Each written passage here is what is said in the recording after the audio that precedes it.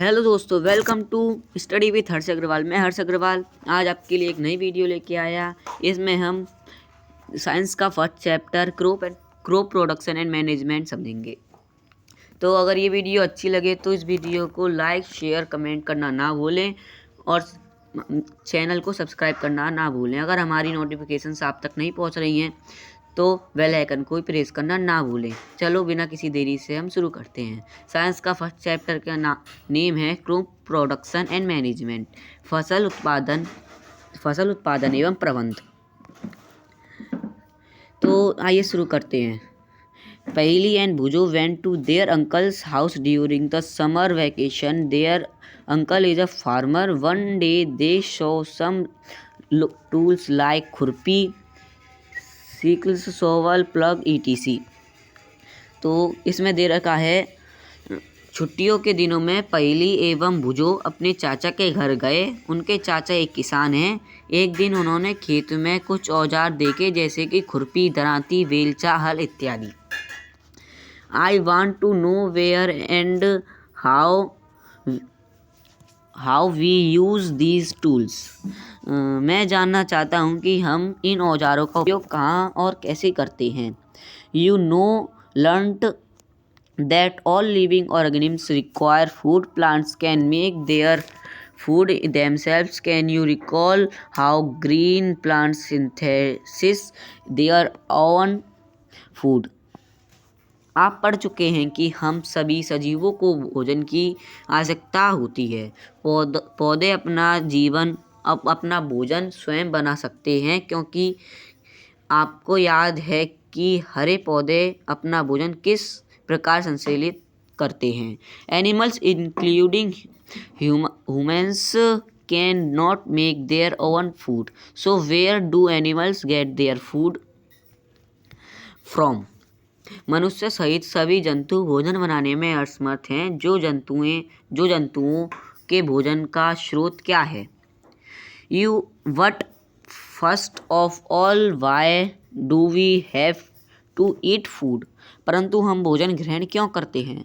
You already know that energy from the food is unleashed by organisms for carrying out their various body functions such as digestion, respiration and excretions. We get our food from plants or animals or both. आप जानते ही हैं कि सजीव भोजन से प्राप्त ऊर्जा का उपयोग विभिन्न जैविक प्रक्रमों जैसे पाचन, श्वसन एवं उत्सर्जन के संपादन में करते हैं। हम अपना भोजन पौधों अथवा जंतुओं या दोनों से ही प्राप्त करते हैं। Since we all need food, how can we provide food to a large number of people in our country? क्योंकि हम सभी को भोजन की आवश्यकता होती है, अतः हम अपने देश के इतने अधिक लोगों को भोजन किस प्रकार उपलब्ध करा सकते हैं। Food has to be produced on a large scale. भोजन का बड़े स्तर पर उत्पादन करना आवश्यक है। In order to provide food for a large population, regular production, proper management and distribution is necessary. एक विशाल जनसंख्या को भोजन प्रदान करने के लिए इसका नियमित उत्पादन, उचित प्रबंधन एवं वितरण आवश्यक है। एग्रीकल्चरल प्रैक्टिसेस, कृषि पद्धतियाँ। Till 10,000 BCE, people were nomadic. They were wandering in groups from place to place in search of food and shelter. They ate raw fruits and vegetables and started hunting animals for food. Later they could cultivate land and produce rice, wheat and other food crops. Thus was born agriculture. लगभग 10,000 ईस्वी पूर्व तक मनुष्य घुमंतु थे। घुमंतु का मतलब है वे एक स्थान से दूसरे स्थान तक भोजन एवं आवास की खोज में समूहों में विचरण करते रहते थे। वे कच्चे फल और सब्जियां खाते थे और उन्होंने भोजन के लिए जंतुओं का शिकार करना प्रारंभ किया। कालांतर में खेती कर चावल, गेहूँ एवं अन्य खाद्य फसलों को उत्पादित कर सकें। इस प्रकार कृषि का प्रारंभ हुआ। When plants of the same kind are cultivated at one place on a large scale, it is called a crop. जब एक ही किस्म के पौधे किसी स्थान पर बड़े पैमाने पर उगाए जाते हैं तो इसे फसल कहते हैं। For example, crop of wheat means that all the plants grown in a field that of feed. उदाहरण के लिए गेहूँ की फसल का अर्थ है कि खेत में उगाए जाने वाली सभी पौधे गेहूँ के हैं। You already know that crops are of different types like cereals, vegetables and fruits. This can be classified on the basis of the season in which they grow. आप जानते ही हैं कि फसलें विभिन्न प्रकार की होती हैं, जैसे कि अन्न, सब्जियां एवं फल। जिस मौसम में ये पौधे उगाए जाते हैं उसके आधार पर हम फसलों का वर्गीकरण कर सकते हैं। India is a vast country. Bharat एक विशाल देश है, ये तो हम सब जानते ही हैं। The climatic conditions like temperature, humidity and rainfall vary from one region to another according there is a rich variety of crops grown in different parts of the country. ये यहाँ ताप, आर्द्रता और वर्षा जैसी जलवायवी परिस्थितियाँ एक क्षेत्र से दूसरे क्षेत्र में विभिन्न हैं, अतः देश के विभिन्न भागों में विविध प्रकार की फसलें उगाई जाती हैं। इस विविधता Despite this diversity, two broad cropping patterns can be identified. These are. इस विविधता के बावजूद मोटे तौर पर फसलों को दो वर्गों में बांटा जा सकता है। वे इस प्रकार हैं। Kharif crop the crop which are sown in the rainy season are called is generally from June to September. वह फसल जिन्हें वर्षा ऋतु में बोया जाता है खरीफ फसल कहलाती हैं। Paddy, maize, soybean, groundnut and cotton are kharif crops. Bharat में वर्षा ऋतु सामान्यतः जून से सितंबर तक होती हैं। धान, मक्का, सोयाबीन, मूंगफली, कपास इत्यादि खरीफ फसलें हैं। आप केवल दो याद कर लीजिए, उसमें उस दो हर एग्जाम्स में आती हैं। Rabi crops the crops grown in the winter season October to March are called rabi crops. शीत ऋतु अक्टूबर से मार्च तक में उगाई जाने वाली फसलें रबी क्रॉप्स कहलाती हैं। रबी फसलें कहलाती हैं crops. Examples of Rabi crops are wheat, gram, pea, mustard and linseed. गेहूँ, चना, मटर, सरसों तथा अलसी रबी फसल के उदाहरण हैं। Besides these, pulses and vegetables are grown during summer at many places. इसके अलावा कई स्थानों पर दालें और सब्जियां ग्रीष्म में उगाई जाती हैं। Basic practices of crops production आधारिक फसल पद्धतियाँ। Why paddy can not be grown in the winter season. धान को शीत ऋतु में क्यों नहीं उगाया जा सकता? Paddy requires a lot of water, therefore it is grown only in the rainy season. धान को बहुत अधिक पानी की आवश्यकता होती है, अतः इसे केवल वर्षा ऋतु में ही उगाते हैं। Cultivation of crops involves several activities undertaken by farmers over a period of time. You may find that these activities are similar to those carried out by a gardener or even by you when you grow ornamental plants in your house. These activities or tasks are referred to as agricultural practices which are listed below. फसल उगाने के लिए किसान को अनेक क्रियाकलाप सामयिक अवधि में करने पड़ते हैं। आप देखेंगे कि यह क्रियाकलाप उस प्रकार हैं जिनका उपयोग माली अथवा आप सजावटी पौधे उगाने के लिए करते हैं। ये क्रियाकलाप अथवा कार्य कृषि पद्धतियाँ जो आगे दिए गए हैं। फर्स्ट ये सारी एग्रीकल्चरल प्रैक्टिसेस हैं, इसको हमें क्रम से याद करना पड़ेगा। पहला है प्रिपरेशन ऑफ सॉइल, मिट्टी तैयार करना। पहले अगर हम कृषि करेंगे तो हमें पहले मिट्टी को तैयार करना पड़ेगा। सोइंग, बुआई करनी पड़ेगी उसके बाद। फिर एडिंग मैनर एंड फर्टिलाइजर्स, खाद एवं उर्वरक कर देना। इरिगेशन, सिंचाई। प्रोटेक्टिंग फ्रॉम वीड्स, खरपतवार से सुरक्षा। हार्वेस्टिंग, स्टोरेज, कटाई, भंडारण। प्रिपरेशन ऑफ सॉइल, मिट्टी तैयार करना। The preparation of soil is the first step before growing a crop. One of the most important tasks in agriculture is to turn the soil and loosen it. This allows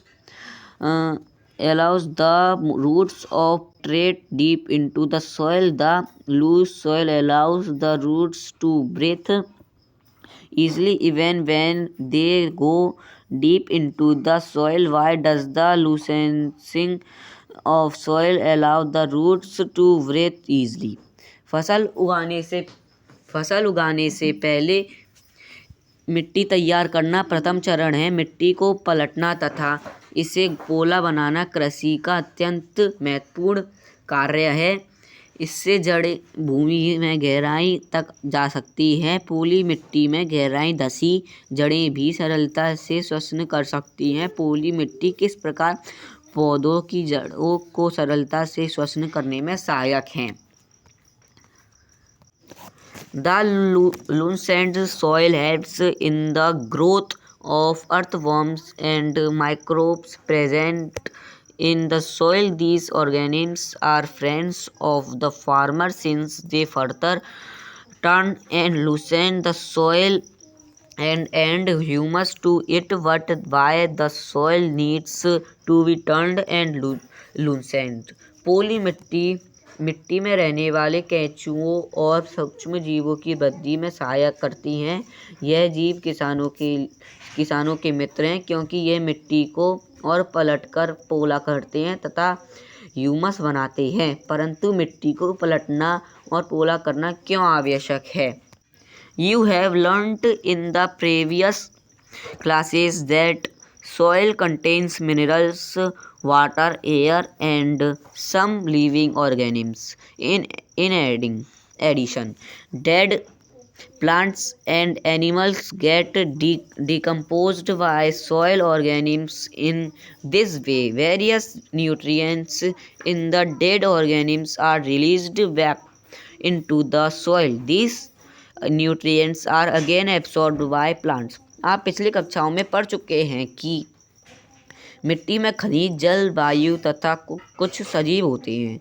इसके अतिरिक्त मृत पौधे एवं जंतु भी मिट्टी में पाए जाने वाले जीवों द्वारा अपघटित होते हैं। इस प्रक्रम में मृत जीवों में पाए जाने वाले पोषक मिट्टी में निरुक्त होते हैं। यह पोषक पौधों द्वारा अवशोषित किए जाते हैं। Since only a few centimeters of the top layer of soil supports plant growth, turning and loosening of soil brings the nutrient-rich soil to the top so that plants can use these nutrients.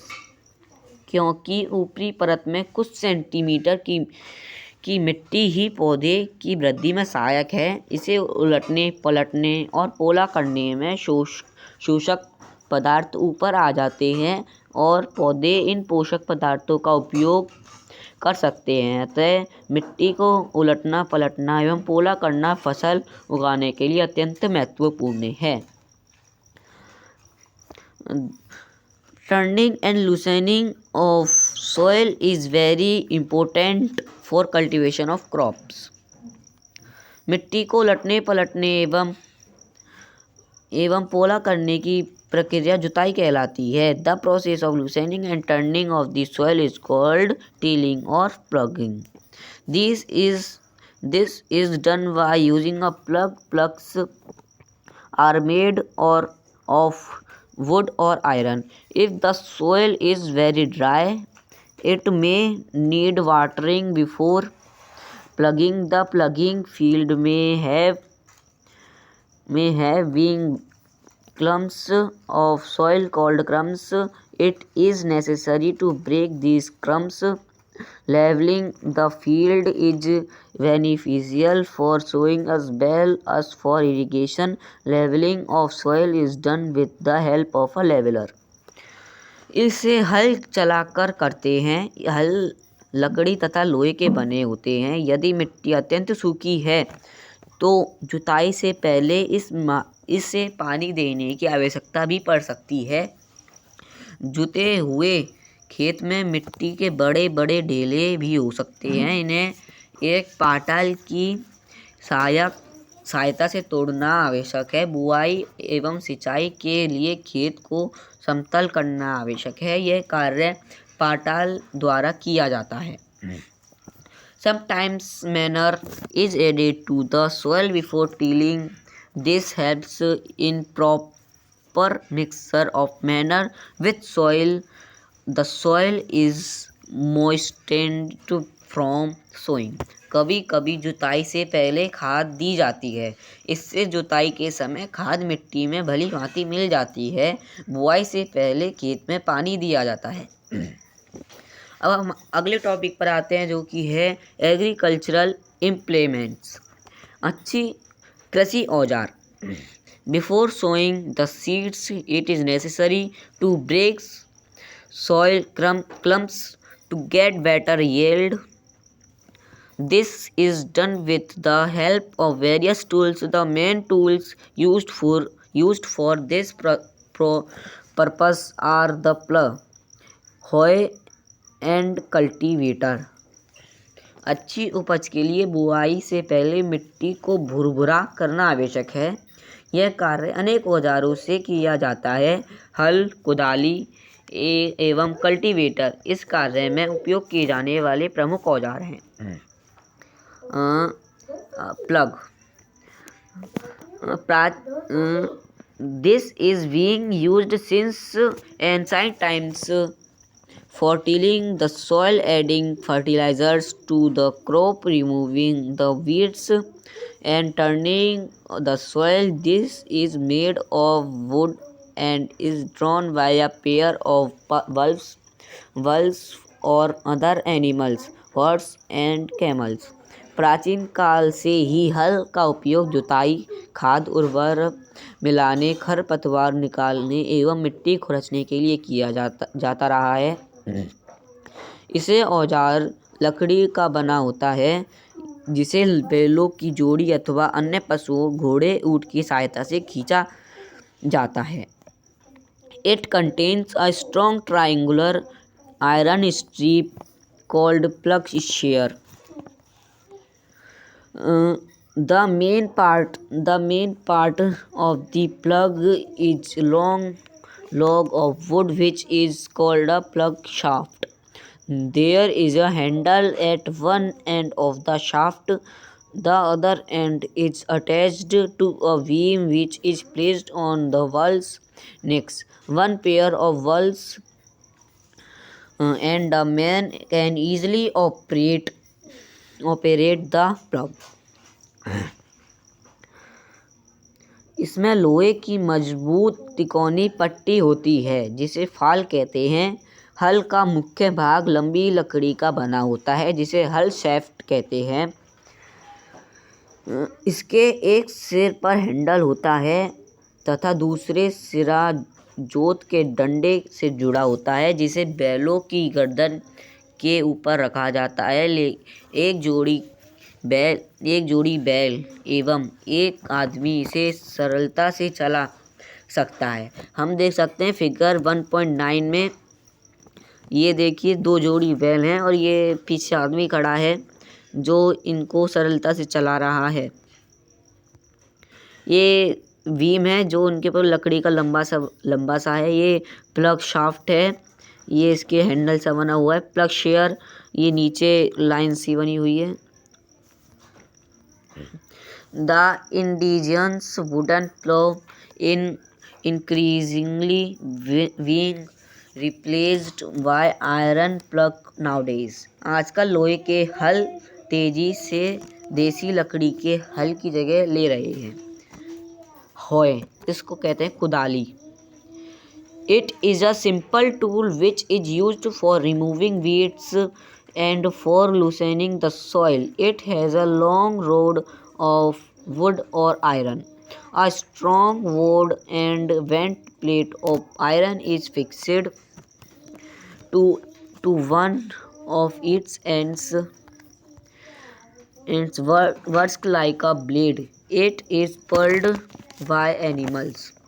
Yes, यह एक सरल औजार है जिसका उपयोग खरपतवार निकालने एवं मिट्टी को पोला करने के लिए किया जाता है। इसमें लकड़ी तथा अथवा लोहे की छड़ होती है जिसके एक सिरे पर लोहे की चौड़ी और मुड़ी प्लेट लगी होती है जो ब्लेड की तरह कार्य करती है।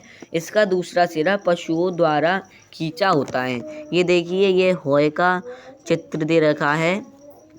इसमें grip, handle, went plate, road और बीम इसके पार्ट्स हैं। अगला है हमारा cultivator. Nowadays, plugging is done by tractor driven cultivator. The use of cultivator saves labor and time. Cultivator मतलब आजकल जुताई ट्रैक्टर द्वारा संचालित कल्टीवेटर से की जाती है। कल्टीवेटर एक उपयोग से श्रम एवं समय दोनों की बचत होती है। हम 1.C फिगर में देख सकते हैं। ये देखिए, cultivator drive wire tractor, cultivator की ट्रैक्टर द्वारा चलाते हुए। देखिए ये कैसे ट्रैक्टर के अंदर आदमी बैठा हुआ है, उसको चला रहा है। अगला पॉइंट हमारा सोइंग, बुआई। Sowing is an important part of crop production. Before sowing, good quality, clean and healthy wheat seeds of a good variety are selected. Farmers prefer to use seeds which give high yield. बुआई फसल उत्पादन का सबसे महत्वपूर्ण चरण है। बोने से पहले अच्छी गुणवत्ता वाले साफ एवं स्वस्थ बीजों का चयन किया जाता है। किसान अधिक उपज देने वाले बीजों को प्राथमिकता देता है। सेलेक्शन ऑफ सीड्स, बीजों का चयन कैसे करें। One day I saw my mother put some gram seeds in a vessel and pour some water on them. After a few minutes, some seeds started to float on top. I wonder they why some seeds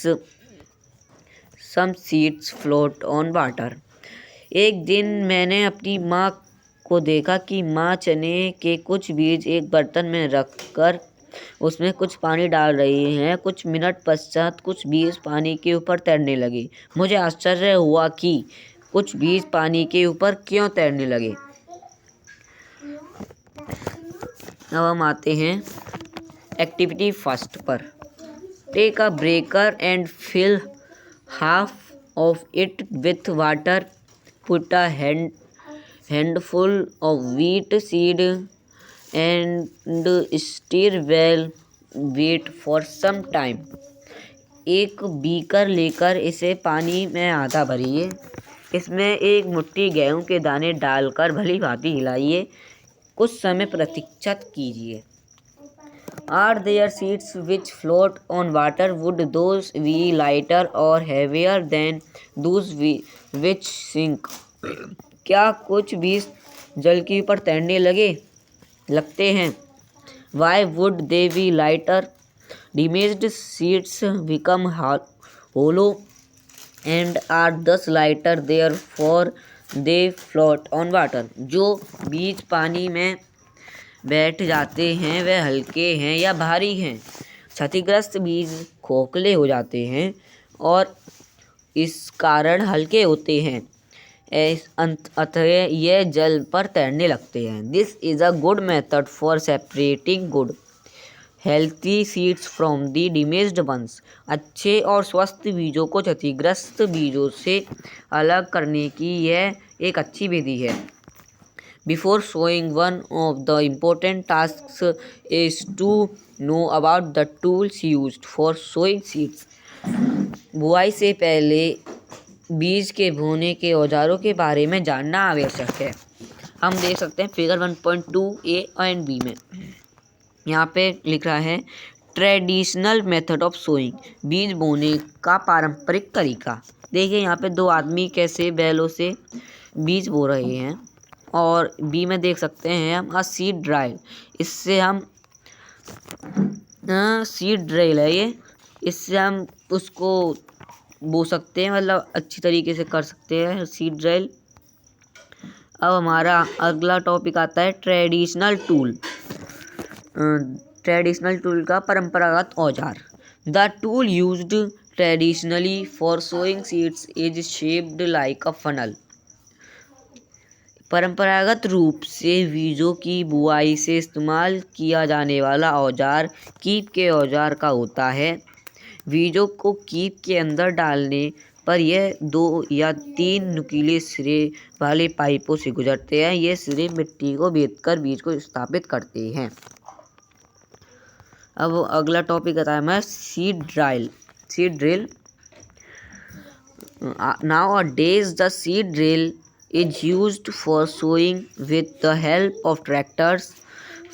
This sows the seeds uniformly at equal distance and depth. It ensures that seeds get covered by the soil after sowing. The protects seeds from being eaten by birds. Sowing by using a seed drill saves time and labor. आजकल बुआई के लिए tractor द्वारा संचालित seed drill का उपयोग होता है। इसके द्वारा बीजों के में समान दूरी एवं गहराई बनी रहती है। यह सुनिश्चित करता है कि बुआई के बाद बीज मिट्टी द्वारा ढक जाए। इससे बीजों को पंछियों द्वारा खाए जाने से रोका जा सकता है। सीड ड्रिल द्वारा बुआई करने से समय एवं श्रम दोनों की ही बचत होती है। There a nursery near my school. I found that little plants were kept in small bags. Why are they kept like this? मेरे विद्यालय के समीप एक पौधशाला नर्सरी है। मैंने देखा कि पौधे छोटे छोटे थैलों में रखे हैं। वह इस प्रकार क्यों रखे हैं? Seeds of a few plants such as paddy are first grown in a nursery. When they grow into seedlings, they are transplanted to the field manually. Some forest plants and flowering plants are also grown in the nursery. धान जैसे कुछ पौधों के बीजों को पहले पौधशाला में उगाया जाता है। पौधे तैयार हो जाने पर उन्हें हाथों द्वारा खेत में रोपित कर देते हैं। कुछ वन्य पौधे एवं पुष्पी पौधे भी पौधशाला में उगाए जाते हैं। Appropriate distance between the seeds is necessary to avoid overcrowding of plants. This allows plants to get sufficient sunlight, nutrients, and water from the soil. At times, a few plants may have to be removed to prevent overcrowding. पौधे को अत्यधिक घने होने से रोकने के लिए बीजों के बीच उचित दूरी होना अत्यंत महत्वपूर्ण है। इससे पौधों को सूर्य का प्रकाश, पोषक एवं जल पर्याप्त मात्रा में प्राप्त होता है। अधिक घनेपन को रोकने के लिए कुछ पौधों को निकालकर हटा दिया जाता है। एडिंग मैनर एंड फर्टिलाइजर्स, खाद एवं उर्वरक मिलाना। The substances which are added to the soil is the form of nutrients for the healthy growth of plants are called manure and fertilizers. वे पदार्थ जिन्हें मिट्टी में पोषक स्तर बनाए रखने के लिए मिलाया जाता है उन्हें खाद एवं उर्वरक कहते हैं। I saw a healthy crop growing in a farm in the neighboring farm. The plants were weak. Why do some plants grow better than others? मैंने एक खेत में उगने वाली स्वस्थ फसल पौधों को देखा, जबकि पास के खेत में पौधे कमजोर थे। कुछ पौधे अन्य पौधों की तुलना में ज़्यादा अच्छी तरह से क्यों उगते हैं? Soil supplies minerals, nutrients to the crop plants. These nutrients are essential for the growth of plants in certain areas. Farmers grow crop after crop in the same field. The field is never left uncultivated or fallow. Imagine what happens to the nutrients. मिट्टी फसल को खनिज पदार्थ प्रदान करती है। यह पोषक पौधों की वृद्धि के लिए आवश्यक हैं। कुछ क्षेत्रों में किसान खेत में एक के बाद दूसरी फसल उगाता रहता है। खेत कभी भी खाली नहीं छोड़े जाते। कल्पना कीजिए कि पोषक का क्या होता है। Continuous cultivation of crops makes the soil poor in nutrients. Therefore, farmers have to add manure to the field to replenish the soil with nutrients. This process is called manuring. Improper or insufficient manuring results in weak plants. फसलों के लगातार उगाने से मिट्टी में कुछ पोषकों की कमी हो जाती है। इस क्षति को पूरा करने हेतु किसान खेतों में खाद देते हैं। इस प्रक्रम खाद देना कहलाता है।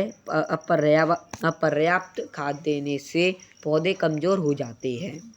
Manure is an organic substance obtained from the decomposition of plant or animal waste. Farmers dump plant and animal waste